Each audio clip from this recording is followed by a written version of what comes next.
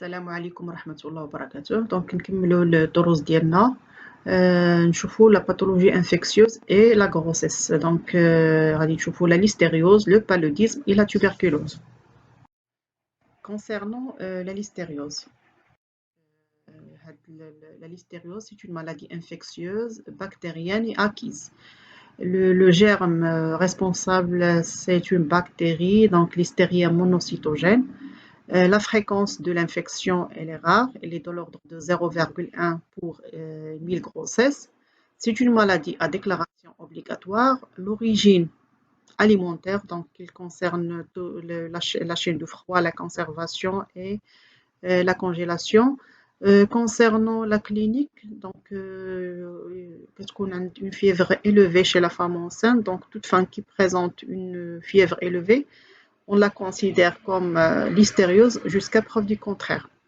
Donc, plusieurs risques en rapport avec cette pathologie. Donc, il y a des formes graves pour la mère, une septicémie, une méningite ou une endocardite ou autre complication. بالنسبة للatteinte photoplacentaire, la possibilité des morts fœtales in utero et la prématurité.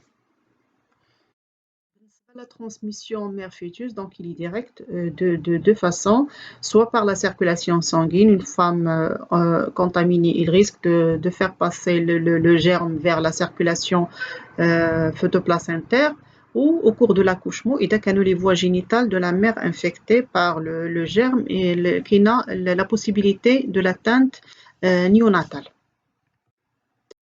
Diagnostic, donc au cours de la grossesse, devant toute fièvre inexpliquée chez la femme enceinte, ضروري ما دير l'hémoculture, donc هي اللي كتبين واش la femme عندها le problème de la listériose. Au cours de l'accouchement, كيدار un examen bactériologique du placenta pour voir l'atteinte placentaire. La prise en charge, donc toujours devant une fièvre inexpliquée, donc ضروري la femme تعمل un examen cytopac des urines, un prélèvement endocervical, un bilan sanguin, donc NFS et CRP. Bien sûr, les sérologies, à حسب le contexte, donc rubéole, toxo, hépatite et HIV. Voir l'état fœtal par un enregistrement du rythme cardiaque fœtal et كذلك نشوفوا les contractions utérines لأنها دائما مع la fièvre qui est le risque de déclenchement du travail. Et bien sûr l'échographie obstétricale اللي كتعطينا une idée على l'état fœtal. بالنسبة لو traitement, donc la femme كتاخد واحد l'antibiothérapie parentérale. Donc le premier choix, donc c'est l'amoxicilline, bien sûr, qui sera adaptée à l'antibiogramme. Ou là l'érythromycine, إلا كان عندها la femme عندها une allergie l'amoxicilline, كتاخد un antipyrétique على حسب السخانة.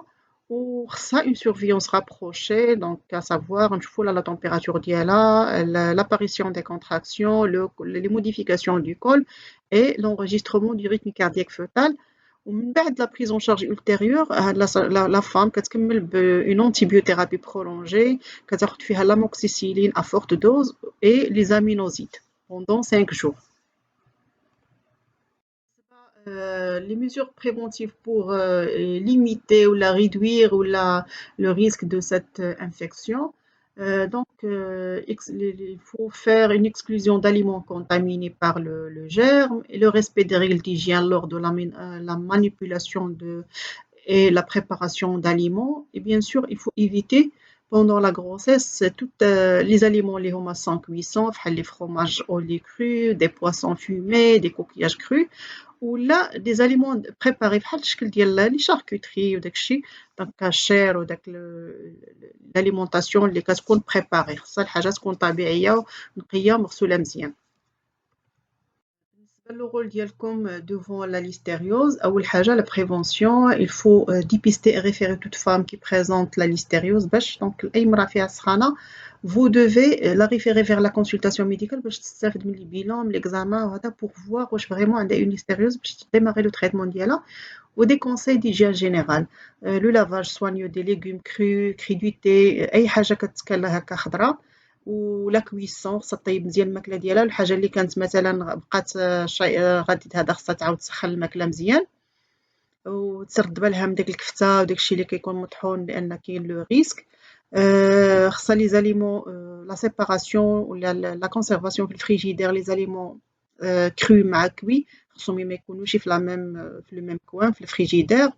خاصها تغسل الماتيريال الكوزينة كامل مزيان وتعمل اون ديزانفيكسيون ريغوليير ديال الريفريجيراتور بلو جافيل وتكونترولي لا تمبيراتور ديالو دونك توصل 4 degrés. Il faut respecter les dates limites de consommation et le lavage soigneux des mains. Donc, ce sont les principaux conseils à donner à la femme. Normalement, au cours de l'accouchement, il faut surveiller l'évolution du travail, pratiquer l'accouchement et la délivrance, examen du placenta, surveiller la patiente et référer l'enfant vers un centre pédiatrique. D'accord? Donc, rapidement, le deuxième chapitre. Le paludisme et grossesse. Le paludisme, c'est une maladie parasitaire tropicale à déclaration obligatoire. Les agents étiologiques des parasites appartenant à 4 espèces du genre Plasmodium. On a le Plasmodium falciparum, donc le plus dangereux. Le Plasmodium vivax, ovale et malaria.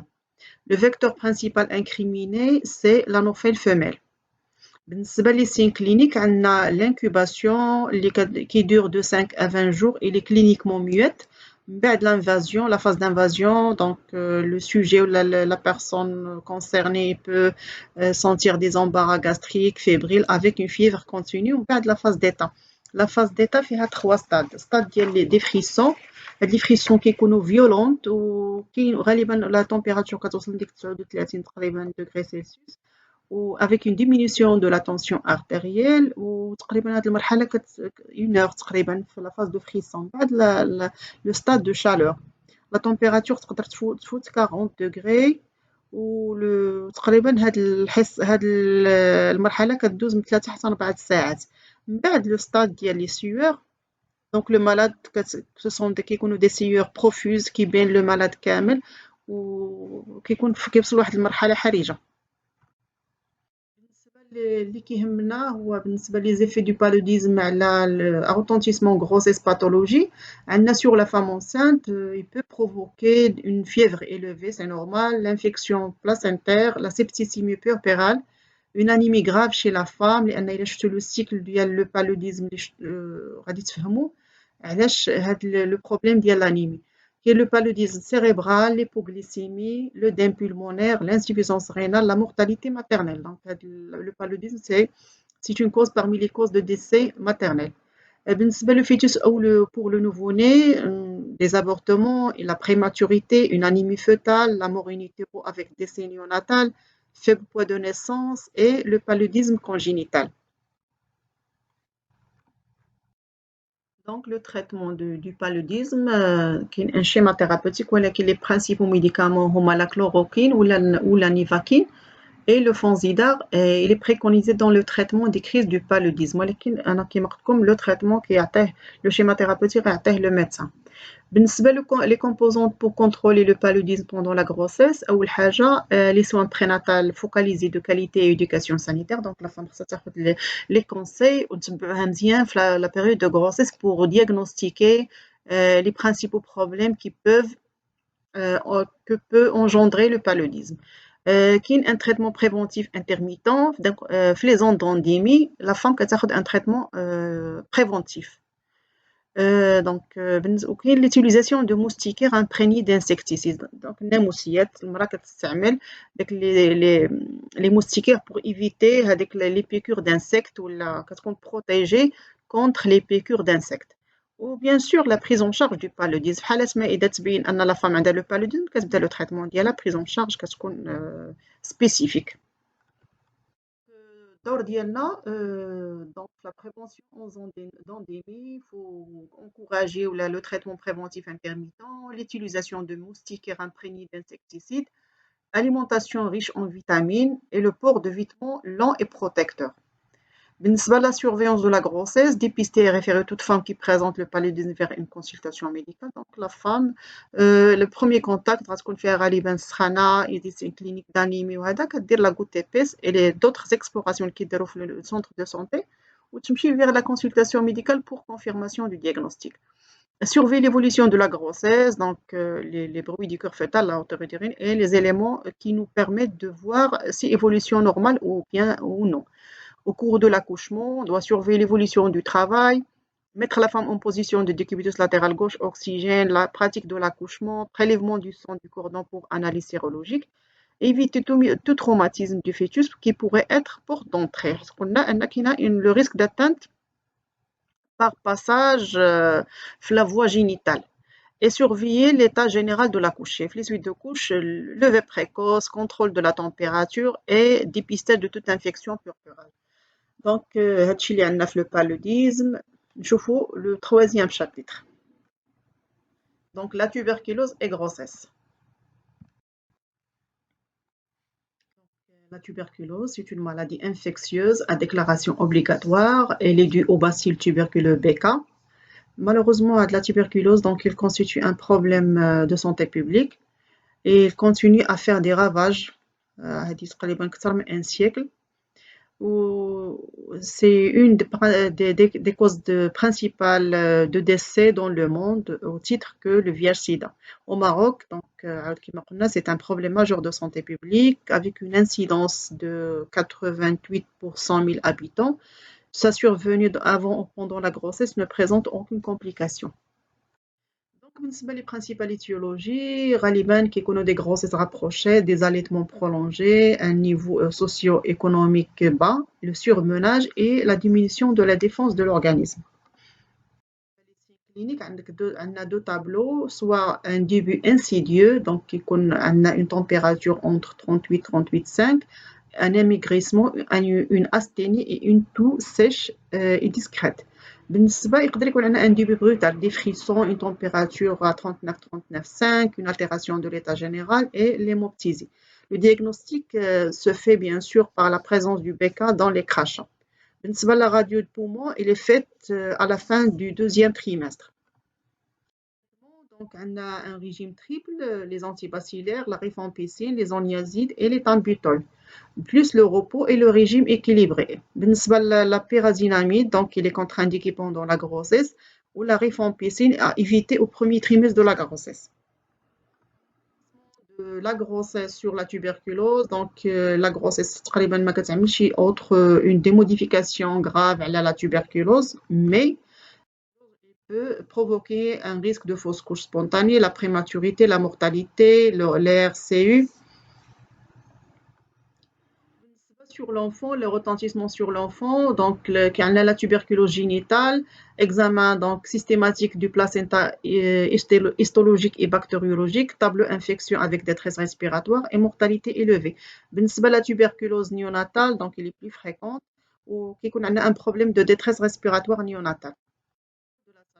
Donc, il consiste au dépistage et la référence de toute femme qui présente des signes de la tuberculose et bien sûr conseil sur une alimentation équilibrée et hygiène générale et pratiquer le vaccin BCG en consultation post-natale. La surveillance de la grossesse, donc surveillance normale, pratique d'examen demandé et référer la patiente pour accouchement au milieu surveillé. Au moment de l'accouchement, on doit surveiller l'évolution du travail, la position demi-assise décubitus latéral gauche oxygène, extraction instrumentale selon les cas, il est pour éviter avec les efforts expulsifs et examen du nouveau-né et la surveillance générale de l'accouché. En postpartum, faire le lever précoce, contrôle de la température de la femme et dépistage de toute infection puerpérale. Donc rapidement, c'est comme une synthèse des trois pathologies infectieuses de la grossesse. Donc si jamais vous avez des questions ou bien des clarifications, à la prochaine, Inch'Allah.